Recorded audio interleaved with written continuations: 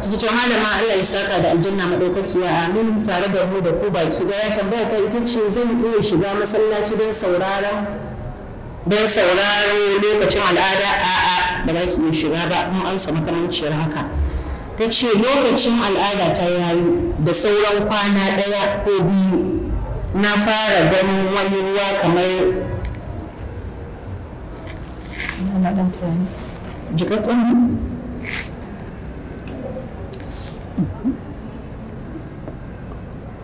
ƙaro. Yaya azumi na yake?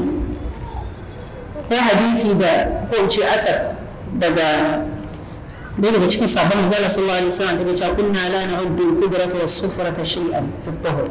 Ba lissafi duk abin da ke gani makamancin wannan a cikin tsarki kike in dai ba uzurin da yake da ganin zahiri ba ki dauke shi wani ba zai taba miki ibadar ki ba zai hana ki sallah ba zai hana ki azumi ba, sai dai kawai kowace sallah za ki yi mata alwala domin yana kamar hukuncin abin da ya fito ne daga wannan mafita guda biyu dan adam take lazumta masa sake yin alwala idan zai yi ibada ta sallah ko makamancinta.